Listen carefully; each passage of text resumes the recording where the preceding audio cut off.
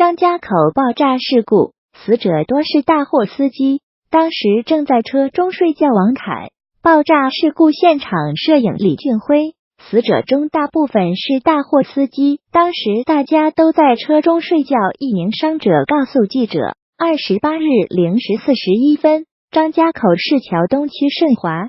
化工公司附近突发爆炸起火事故，截至下午，事故已造成23人死亡，22人受伤。大火吞完这辆车就吞下一辆在爆炸中得以逃命的大货车司机王凯告诉记者，他的车也被烧成灰烬，自己只穿着内衣跑了出来。视频截图火光刺破夜空，爆炸时都在车中睡觉。王凯是张家口人，一家5口靠这辆货车赚钱。2天前，他从内蒙锡林浩特装上煤后，于27日下午5点左右抵达张家口市桥东区河北盛华化工有限公司，等待排队卸货。晚上他就睡在车里，睡梦中突然被巨大的爆炸声惊醒，扒车窗一看，自己车后200米的距离已经火光冲天，刚要穿衣下车，传来第2次爆炸声，整个事故起码炸了5次，我头也不敢回。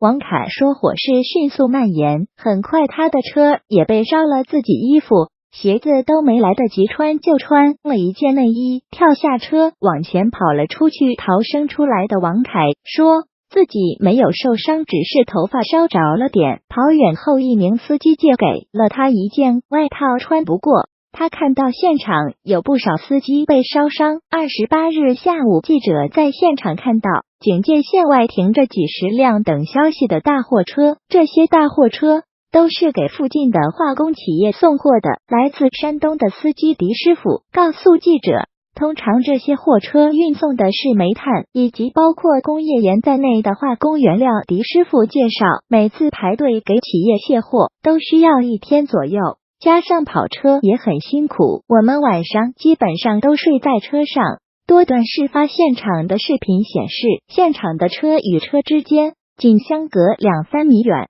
所以前车爆炸着火后，后面的车一个挨着一个，迅速被引燃成串的着火。如果司机睡死了，可能来不及撤离。爆炸事故现场摄影李俊辉，现场气味刺鼻。摄影李俊辉，运输一缺的大货车爆炸当日下午4时左右，新华社发布消息，张家口消防和电力部门对爆炸事故调查的初步原因为运输一缺的大货车爆炸引起了化工厂周边车辆连环爆炸燃烧事故中，过火大货车38辆，小型车12辆。官方初步调查结果确认，盛华公司附近的张家口海珀尔新能源科技有限公司生产氢气需要用到乙炔，当天凌晨运输车辆在进入海珀尔公司厂区过程中发生爆炸，爆炸燃烧影响到了海珀尔公司厂区和盛华公司大门周边，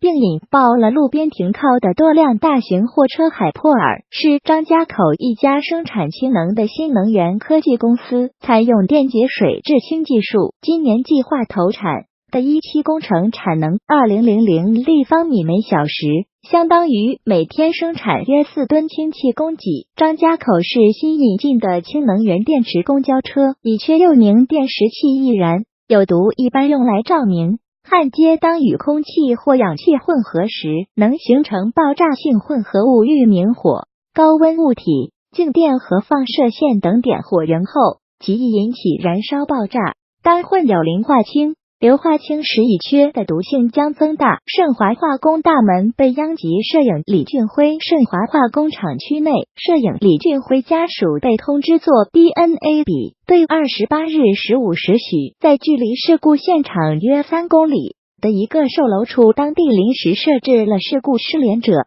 受伤者家属的临时接待点。现场一名工作人员介绍，由于事发时火势大，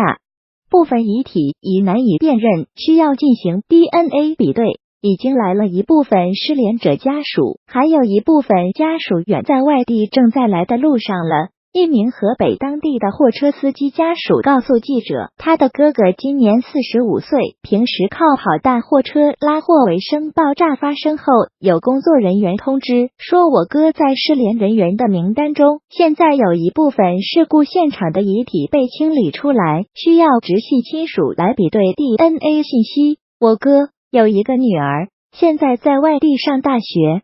他们建议找我侄女来现场，但我们还没把这件事告诉我侄女。这名家属还说，他的哥哥开大货车已有10多年时间，现在的车是几年前贷款买的，平时很辛苦，每次刚一回家就又要出门有时好长时间也没办法和家里联系。我们想联系他，但有时又担心他在开车不方便接电话。没想到感觉天都塌下来了。应受访者要求文中王凯为化名。